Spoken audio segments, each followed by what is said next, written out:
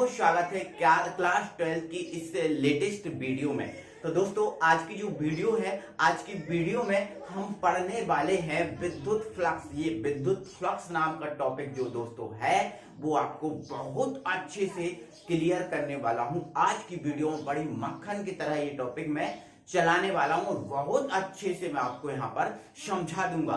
तो दोस्तों बिल्कुल आपको टेंशन नहीं लेना है, कंटिन्यू आपकी पढ़ाई चल रही है, कंटिन्यू मैं पढ़ा रहा हूं, तो आप बिल्कुल ना कंटिन्यू पढ़ाई कीजिए और आपके एग्जाम बोर्ड 2023 के लिए आप बहुत अच्छी प्रिपरेशन कर सकते हैं हमारे चैनल के द्वारा। और दोस्तों इसकी जो पीडीएफ है वो पीडीएफ हमारे टेलीग्राम चैनल गणेशाय वर्ल्ड के नाम से जो है उसको आप ज्वाइन कर लीजिए, उस पर प्रोवाइड की जाती है। और हमारा व्हाट्सएप नंबर जो है ना वो भी रखिए, कहीं आपको कोई प्रॉब्लम जाती है तो उसको आप उस पे हमें आप बता सकते हैं आपकी क्या प्रॉब्लम है। तो दोस्तों हमारा जो टॉपिक है विद्युत फ्लक्स, इसको हम बिल्कुल स्टार्ट करते हैं। क्या बात है सर, ठीक है। तो सबसे पहला क्वेश्चन मेरे भाई आपसे मेरा इतना ही है, ये नाम है विद्युत फ्लक्स इस टॉपिक का, इसको इंग्लिश में बोलते हैं इलेक्ट्रिक फ्लक्स। तो ये विद्युत फ्लक्स जो है वो है क्या चीज, हमें बताता किसके बारे में। सबसे पहले मोटा मोटा आप ये जान लीजिए कि मेरे भाई जो आपका विद्युत फ्लक्स नाम का टॉपिक है ये हमें विद्युत क्षेत्र के बारे में बताता है। सर किसके बारे में बताता है, ये हमें विद्युत क्षेत्र के बारे में बताता है कि किसी क्षेत्र में, किसी पृष्ठ पर, किसी सतह पर विद्युत क्षेत्र कम है या विद्युत क्षेत्र ज्यादा है। तो दोस्तों आपको ध्यान रखना है, ये जो आपका विद्युत फ्लक्स है ये हमें विद्युत क्षेत्र के बारे में बताता है कि किस पृष्ठ पर विद्युत क्षेत्र ज्यादा है, किस पृष्ठ पर विद्युत क्षेत्र कम है। तो अब ये चीज आप समझ गए कि विद्युत फ्लक्स हमें बताता है किसके बारे में, चलो विद्युत क्षेत्र के बारे में बताता है। अब ये जो आपका विद्युत फ्लक्स है विद्युत क्षेत्र के बारे में तो बताता है, लेकिन ये विद्युत क्षेत्र के बारे में किसके आधार पर बताता है। तो मेरे भाई आपका जो विद्युत फ्लक्स है विद्युत क्षेत्र के बारे में बताता है केवल और केवल विद्युत क्षेत्र रेखाओं के आधार पर। किसके आधार पर सर, विद्युत क्षेत्र रेखाओं के आधार पर। मतलब आपका जो विद्युत क्षेत्र रेखाएं हैं इनके आधार पर विद्युत क्षेत्र को बताएगा कौन, विद्युत फ्लक्स। क्लियर हुआ, आपको आगे और समझा दूंगा, अभी आप मोटा मोटा ये समझ लीजिए, ठीक है। चलो आगे, अब विद्युत क्षेत्र रेखाएं जिनको हम विद्युत बल रेखाएं भी बोलते हैं, जिनको हम विद्युत बल रेखाएं भी बोलते हैं, इनको आपको समझना, इनको आपको आना जरूरी है। दोस्तों मैंने पिछली वीडियो में इस चीज को करा दिया है, वीडियो के डिस्क्रिप्शन में लिंक दिया है और चैनल की प्लेलिस्ट में भी जाकर आप इनको देख सकते हो, तो इनको आप समझ लेना, ठीक है। कोई दिक्कत हुआ, कोई दिक्कत है इतना नहीं। अब आगे मैं क्या कर रहा हूं दोस्तों, मैंने दोस्तों एक सतह, एक पृष्ठ को मैं यहां पर एक लंबवत की कंडीशन में स्थित कर रहा हूं। ये एक कोई पृष्ठ है जिस पृष्ठ को मैंने क्या कर दिया, लंबवत स्थित कर दिया, लंबवत स्थित कर दिया। और यहां पर मैंने इसको लंबवत स्थित, लंबवत का मतलब जानते हो, लंबवत का मतलब 90 डिग्री के कोण पर मैंने इसको व्यवस्थित कर दिया। अब मैं दोस्तों क्या करूंगा, यहां से कुछ विद्युत बल रेखाओं को यहां से गुजारूंगा, ठीक है। देखो यहां पर देखो ये विद्युत बल रेखा यहां से आ रही है और यहां पर जा रही है, ठीक है। यहां से ये विद्युत बल रेखा आ रही है, यहां पर जा रही है, यहां से आ रही है और यहां से जा रही है, यहां से आ रही है और यहां से जा रही है, ठीक है। तो इस प्रकार से मैंने क्या किया, इसको लंबवत स्थित कर दिया और यहां से मैंने कुछ विद्युत बल रेखाओं को यहां से गुजारा, ठीक है।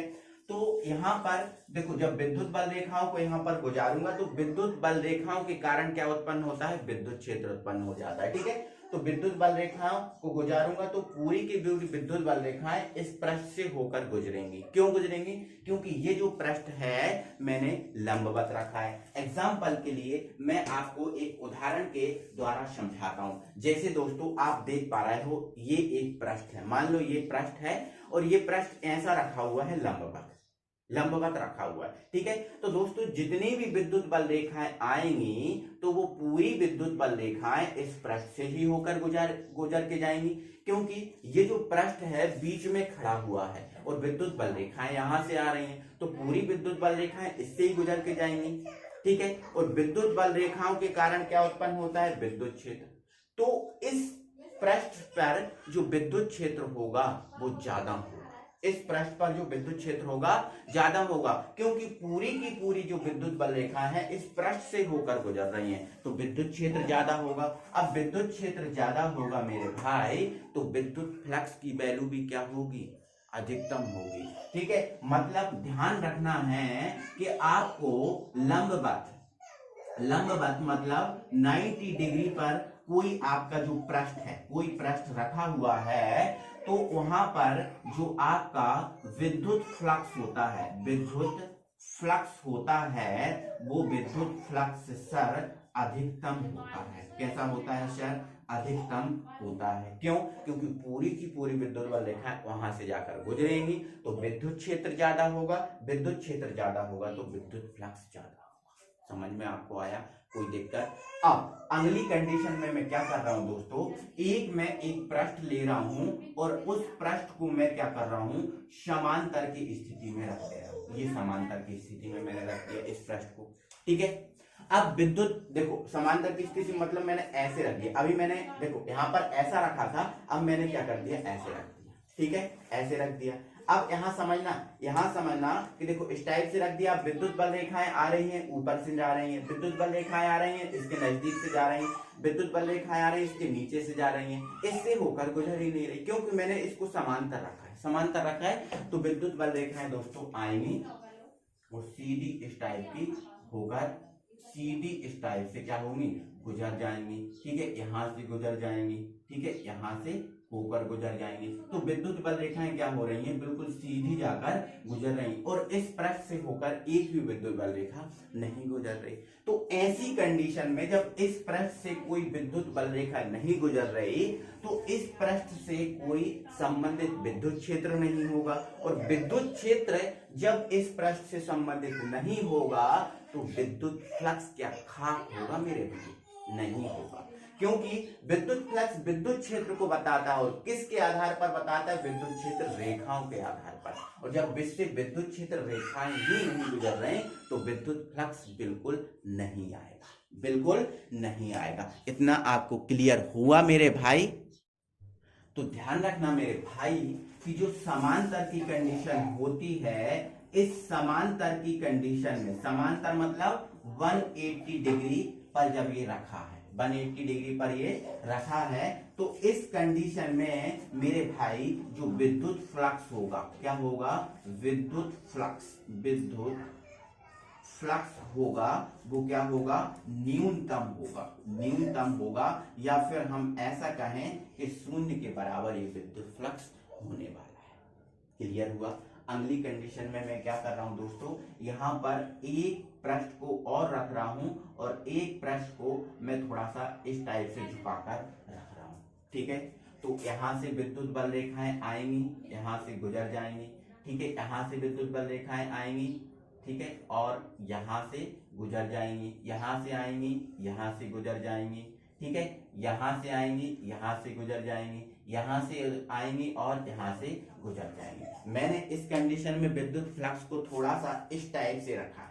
ठीक है, तो कुछ विद्युत बल रेखाएं जो आएंगी वो ऊपर से गुजर जाएंगी, कुछ इसके अंदर से जाएंगी और कुछ इसके नीचे से निकल जाएंगी। तो यहाँ पर हमें विद्युत फ्लक्स मिलेगा, ऐसा नहीं कह सकते कि नहीं मिलेगा, बट मिलेगा, बट इससे तो ज्यादा मिलेगा, बट इससे कम मिलेगा। तो सबसे अधिक विद्युत फ्लक्स हमें कहाँ मिलता है? लंबवत की कंडीशन में। कौन सी कंडीशन में? लंबवत की कंडीशन जो होती है, इसमें हमें सबसे अधिकतम विद्युत फ्लक्स मिलता है। इतना क्लियर हो चुका है आपको? तो दोस्तों हम क्या करेंगे, इस लंबवत की स्थिति में, लंबवत की कंडीशन में इस विद्युत फ्लक्स की हम क्या करेंगे, परिभाषा बनाएंगे। ठीक है, परिभाषा हम किसके आधार पर बनाते हैं दोस्तों? विद्युत क्षेत्र रेखाओं पे। ध्यान रखना है, यदि किसी पृष्ठ से ज्यादा विद्युत बल रेखाएं गुजर रही हैं तो वहां पर विद्युत फ्लक्स जो होगा वो ज्यादा होगा, और किसी पृष्ठ से यदि विद्युत बल रेखाएं कम गुजर रही हैं तो विद्युत फ्लक्स क्या होगा, कम होगा, और किसी पृष्ठ से यदि विद्युत बल रेखाएं बिल्कुल भी नहीं गुजर रही हैं तो विद्युत फ्लक्स क्या होगा, शून्य होगा। ठीक है, इतना आप समझ रहे हो, कोई दिक्कत है? तो देखो मैं परिभाषा आपकी बनाता हूं। देखो परिभाषा क्या है, विद्युत क्षेत्र में स्थित किसी पृष्ठ, पृष्ठ मतलब सतह भी बोल सकते हैं, पृष्ठ का मतलब क्या होता है, एक सतह भी होता है, तो इसको हम सतह भी बोल सकते हैं। तो विद्युत क्षेत्र में स्थित किसी पृष्ठ से, मेरे भाई यहां से जब विद्युत बल रेखाएं आएंगी तो यहाँ पर विद्युत क्षेत्र अपने आप ही उत्पन्न हो जाएगा। ठीक है, तो विद्युत क्षेत्र में स्थित किसी भी पृष्ठ या सतह से अभिलंबवत, मतलब लंबवत की कंडीशन में, क्योंकि लंबवत की कंडीशन में ही सबसे ज्यादा विद्युत क्षेत्र रेखाएं गुजरेंगी, तो अभिलंबवत होकर गुजरने वाली कुल विद्युत क्षेत्र रेखाओं, कुल विद्युत क्षेत्र रेखाओं की संख्या को विद्युत फ्लक्स कहते हैं। ठीक है, तो ध्यान रखना है, किसी पृष्ठ से जो विद्युत बल रेखाओं की जो संख्या निकलती है, उस विद्युत बल रेखाओं की जो कुल संख्या होती है, उस कुल संख्या को ही मेरे प्यारों क्या कहते हैं, विद्युत फ्लक्स कहते हैं। क्या बोलते हैं, विद्युत फ्लक्स बोलते हैं, और इसको हम फाई ई से व्यक्त करते हैं। ठीक है, फाई विद्युत फ्लक्स के लिए, और ई क्या, इलेक्ट्रिक, क्योंकि इसको इंग्लिश में क्या बोलते हैं, इलेक्ट्रिक फ्लक्स बोलते हैं ना, तो फाई ई क्या बता रहा है कि ये इलेक्ट्रिक फ्लक्स है, तो इसको फाई और बेस पे ई लगाकर हम इसको क्या करते हैं, व्यक्त करते हैं। क्लियर हो चुका है, कोई दिक्कत नहीं होनी चाहिए। ये हमारा विद्युत फ्लक्स जो है ना ओवरऑल कंप्लीट हो चुका है। अब यहाँ पर विद्युत फ्लक्स केवल हमारा परिभाषा और समझा हमने, ये कंप्लीट हुआ है। अब हम इसके मापन पे बात करेंगे, मतलब इसके जो है ना मात्रक वगैरह पे इसकी हम बात करने वाले हैं। ठीक है, तो आप हेडिंग डाल लीजिए इसका। पहले देखो मात्रक और विमीय सूत्र के लिए पहले हमें क्या निकालना होता है, सूत्र निकालना होता है। तो पहले इस विद्युत फ्लक्स का हम क्या निकालते हैं, सूत्र निकालते हैं। ठीक है, चलो तो यहाँ पर हम क्या निकाल रहे हैं मेरे भाई, इसका सूत्र निकाल रहा है। ठीक है, चलो आप अपनी कॉपी में हेडिंग डाल देना सूत्र। क्लियर, चलो अब देखो भाई एक चीज समझो, ये आपका क्या है, विद्युत क्षेत्र रेखाएं गुजर रही हैं। अब विद्युत क्षेत्र रेखाएं जब गुजरेंगी तो यहाँ पर क्या उत्पन्न हो जाएगा, एक विद्युत क्षेत्र उत्पन्न हो जाएगा, जिसकी दिशा क्या होगी, ये दिखाई दे रही, ये दिखाई दे रही है। ठीक है, चलो अब एक चीज समझो, ये पृष्ठ है और पृष्ठ का कुछ क्षेत्रफल भी होगा। पृष्ठ है तो पृष्ठ का क्या होगा, कुछ क्षेत्रफल भी होगा। बट एक चीज आपको ध्यान रखना है दोस्तों, किसी भी पृष्ठ के क्षेत्रफल की दिशा, किसी भी, नोट लगा के अपनी कॉपी में कहीं लिख लेना, किसी भी पृष्ठ के क्षेत्रफल, क्षेत्रफल की दिशा, दिशा पृष्ठ के लंबवत होती है, लंबवत होती है। किसी भी कोई भी पृष्ठ है, उस पृष्ठ के क्षेत्रफल की जो दिशा होती है पृष्ठ से हमेशा कैसी होती है, लंबवत की कंडीशन में होती है। तो ये तो विद्युत क्षेत्र की दिशा हो गई। अब देखो ये पृष्ठ जो है ना वो लंबवत रखा है, तो इस पृष्ठ के क्षेत्रफल की दिशा जो क्या होगी, वो ये होनी चाहिए, बिल्कुल होनी चाहिए। अब यहाँ विद्युत क्षेत्र की दिशा भी यही है और पृष्ठ के क्षेत्रफल की दिशा भी क्या है, यही है। और पृष्ठ के क्षेत्रफल को हम क्या मान रहे हैं, देखो क्षेत्रफल को हम ऐसे व्यक्त करते हैं, बट यहाँ पर हम क्या मान रहे हैं, ds मान रहे हैं। क्या मान रहे हैं, ds, और ds हमें अल्प क्षेत्रफल को बताएगा। ठीक है, तो क्षेत्रफल भी क्या है, सदिश राशि है, तो इस पर भी हम क्या लगा देंगे, वेक्टर लगा देंगे। ठीक है, क्लियर हो चुका है। चलो अब यहाँ पर देखो ये तो समांतर रखा हुआ है, और पृष्ठ के क्षेत्रफल की दिशा कैसी होती है, लंबवत। ठीक है, तो यहाँ पर विद्युत क्षेत्र की दिशा क्या है, विद्युत क्षेत्र की दिशा ये है। ठीक है, और पृष्ठ के क्षेत्रफल की दिशा क्या होती है, लंबवत, तो ये आपका इस कंडीशन में होगा, तो ds वेक्टर ये होगा। क्लियर हो चुका। ठीक है, तो यहाँ सूत्र निकाल रहे हैं। तो दोस्तों जो आपका विद्युत फ्लक्स होता है, इस विद्युत फ्लक्स जो फाई ई है, इसका सूत्र होता है ई वेक्टर डॉट ds वेक्टर, ई वेक्टर डॉट dx वेक्टर। ठीक है, अब ई क्या है, विद्युत क्षेत्र, और ds क्या है, पृष्ठ का क्षेत्रफल। ठीक है, तो ऐसा ही बोल सकते हैं कि जो विद्युत फ्लक्स है इसका सूत्र क्या होता है, विद्युत क्षेत्र की तीव्रता इंटू पृष्ठ का क्षेत्रफल, या फिर विद्युत क्षेत्र इंटू पृष्ठ का क्षेत्रफल, ये इसका क्या होता है, फॉर्मूला।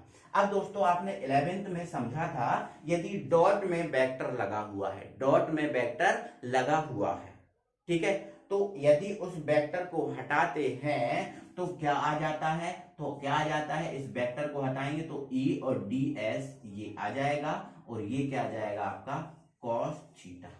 cos थीटा क्यों, क्योंकि E और ds के मध्य क्या है, कोण बना हुआ है। यहाँ पर देखो E और ds के जो बीच है वो E और ds के जो बीच एंगल है वो कोण है वो थीटा बराबर कितना है 0 डिग्री। क्यों, क्योंकि E और ds की जो दिशा है वो क्या है, समान है, तो समान कंडीशन में 0 डिग्री आएगा थीटा बराबर। लेकिन यहाँ पर देखो E और ds की जो दिशा है वो लंबवत की कंडीशन में है, तो यहाँ पर थीटा बराबर कितना आ जाना चाहिए, 90 डिग्री आ जाना चाहिए। कितना आ जाना चाहिए, 90 डिग्री। ठीक है, तो ये यहाँ से आपका फाई ई जो बना है, इस फाई ई का क्या बन गया है, फॉर्मूला बन गया साहब। क्या बन गया, फॉर्मूला बन चुका है। आगे हम बताएं।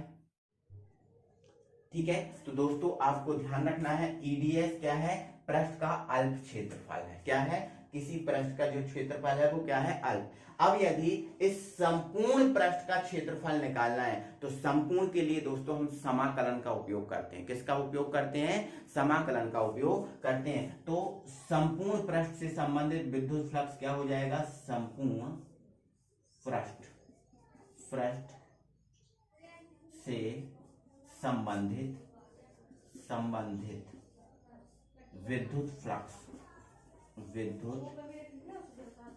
फ्लक्स का जो सूत्र बनता है मेरे भाई, वो बनता है फाई ई बराबर, ठीक है, समाकलन, ये समाकलन का साइन है और ये आप लगा सकते हो ई वेक्टर डॉट ds वेक्टर। ये संपूर्ण समाकलन, ये अल्प क्षेत्रफल के लिए था। देखो S तो क्षेत्रफल था और D लग गया, D जब लग जाता है तो वो अल्प क्षेत्रफल बन जाता है। तो यहाँ पर ये अल्प के लिए था, हम संपूर्ण के लिए निकाल रहे हैं, तो ये इसमें समाकलन लग जाएगा और समाकलन E vector dot ds vector आ जाएगा। ये संपूर्ण समाकलन का सूत्र हो गया। क्लियर हो चुका है इतना।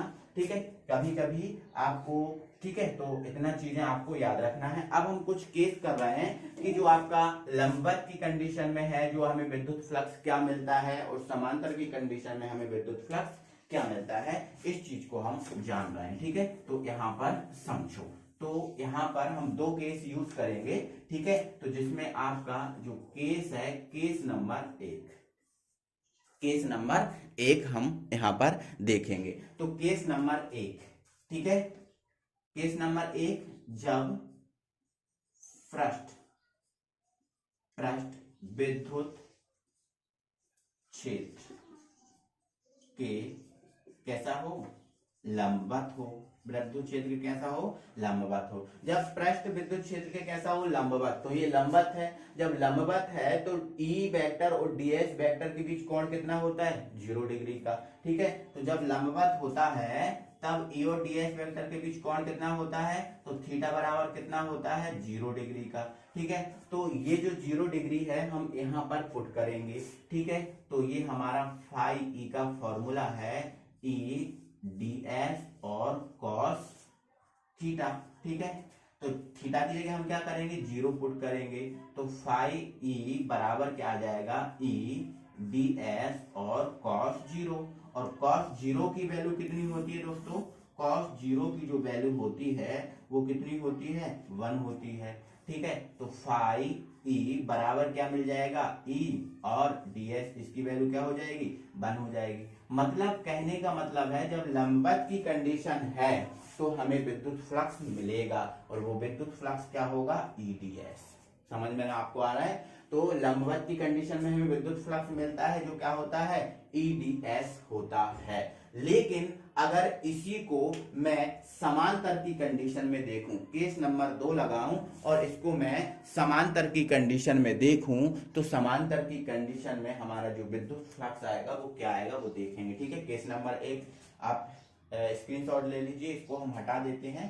ठीक है, और ये हमारा केस नंबर यहाँ पर 2 करते हैं। ठीक है, जब पृष्ठ विद्युत क्षेत्र के कैसा हो, समांतर हो। ठीक है, समांतर हो। ठीक है, तो समांतर होगा, ये समांतर है, तो समांतर होता है तो पृष्ठ के क्षेत्रफल और विद्युत क्षेत्र की जो दिशा है इनके मध्य एंगल कितने का होता है, 90 डिग्री का।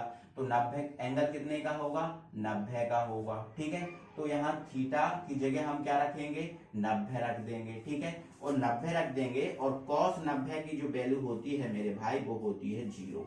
ठीक है, तो यहाँ पर यदि मैं वैल्यू पुट करूं तो ये ई डी एस, और यहाँ पर क्या जाएगा 0। अब 0 आएगा तो सब क्या हो जाएगा 0, मतलब फाई ई बराबर क्या मिल जाएगा आपको 0 मिल जाएगा। क्या मिल जाएगा 0 मिल जाएगा। तो ये चीज हम पहले भी देख चुके हैं कि जब समांतर होता है पृष्ठ विद्युत क्षेत्र के तो हमें विद्युत फ्लक्स नहीं मिलता, शून्य मिलता है। ये आपके लिए ऑब्जेक्टिव क्वेश्चन भी यहाँ से बन सकता है। ठीक है, तो इतना आप समझ गए हो, कोई दिक्कत नहीं है। ठीक है, अब हम चीजों को बढ़ाते हैं आगे।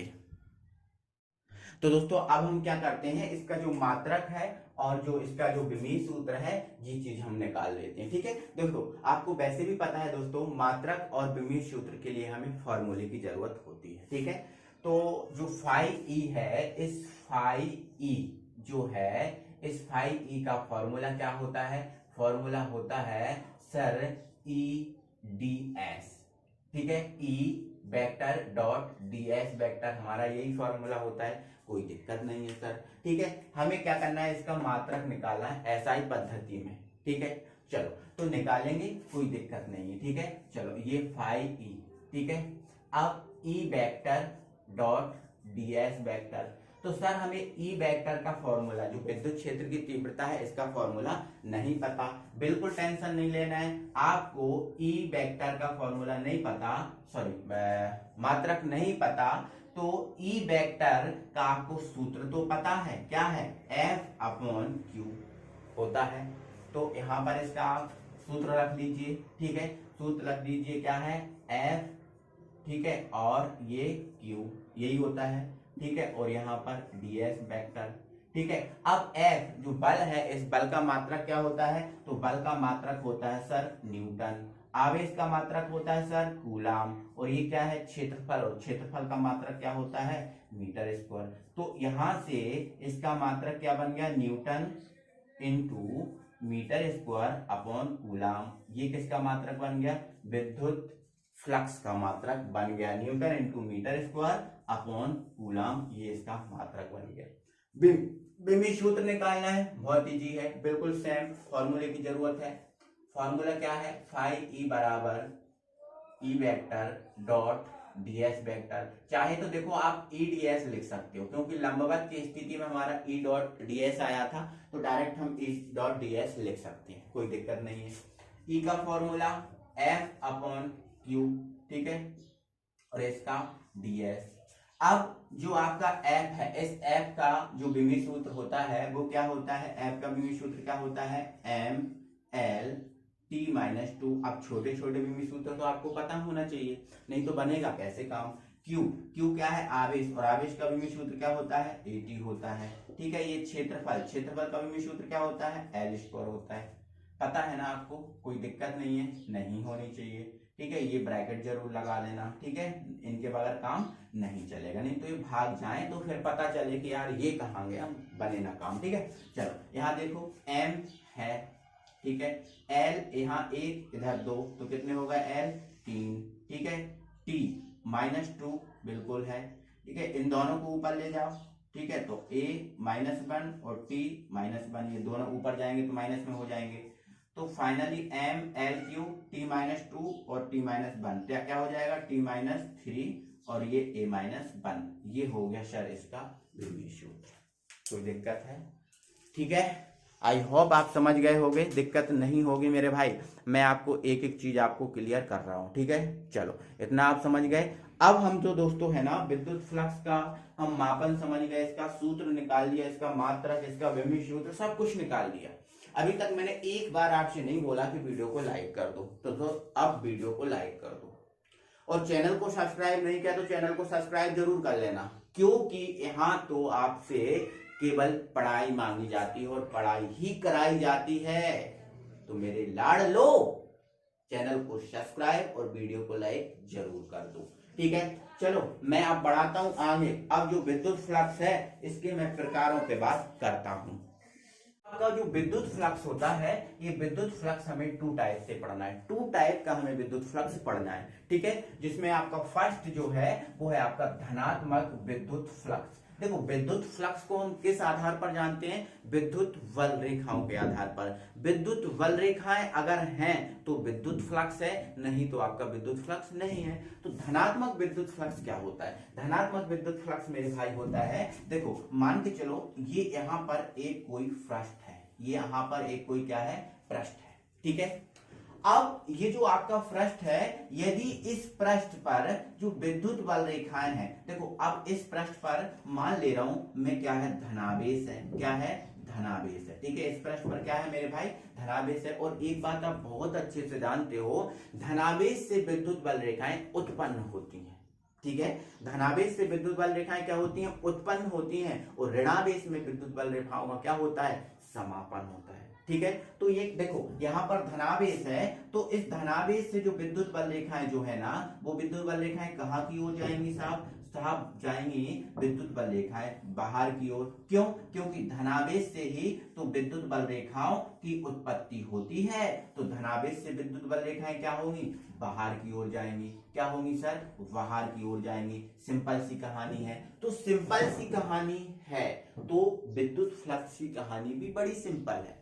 यदि किसी पृष्ठ से विद्युत बल रेखाएं बाहर की ओर जाती हैं, ठीक है, ये देखो यहाँ पर ये पृष्ठ है, इस पृष्ठ से विद्युत बल रेखाएं देखो बाहर की ओर जा रही हैं, बाहर की ओर एरो लगा हुआ है, बिल्कुल लगा हुआ है। तो जब किसी पृष्ठ से गुजरने वाली विद्युत बल रेखाएं पृष्ठ से बाहर की ओर जाती हैं, ठीक है, बाहर की ओर जाती हैं, तब पृष्ठ से संबंधित विद्युत फ्लक्स धनात्मक होता है। क्या होता है सर, धनात्मक होगा। तो बस ये आपका किसका एग्जांपल हुआ, धनात्मक विद्युत फ्लक्स का। क्यों, क्योंकि जो विद्युत बल रेखा है वो बाहर की ओर जा रही है, क्या हो रही है, बाहर की ओर जा रही है, ठीक है। तो ये आपसे पूछा जाए कि ये जो आपका डायग्राम दिख रहा है ये कौन से विद्युत फ्लक्स का है, तो आप बोल दोगे सर धनात्मक विद्युत फ्लक्स का। क्यों, क्योंकि विद्युत बल रेखाएं बाहर की ओर जा रही है, और जब विद्युत बल रेखाएं बाहर की ओर जाती है तो हमें धनात्मक विद्युत फ्लक्स प्राप्त होता है।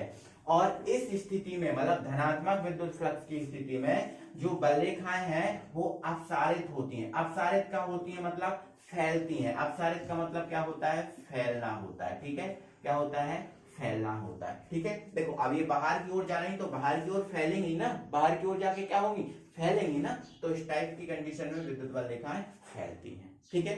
चलो सेकंड हमारा टॉपिक है ऋणात्मक विद्युत फ्लक्स, ऋणात्मक विद्युत फ्लक्स, ठीक है। तो देखो यहाँ पर ये एक कोई पृष्ठ है जिस पर ऋणावेश रखा गया है, क्या रखा हुआ है, ऋणावेश रखा हुआ है। तो आप जानते हो दोस्तों जो ऋणावेश है, ऋणावेश में विद्युत बल रेखाओं का क्या होता है, समापन होता है। ऋणावेश की ओर जो विद्युत बल रेखाएं हैं वो आती हैं, धनावेश से दूर जाती हैं, और ऋणावेश के क्या होती हैं, पास आती हैं।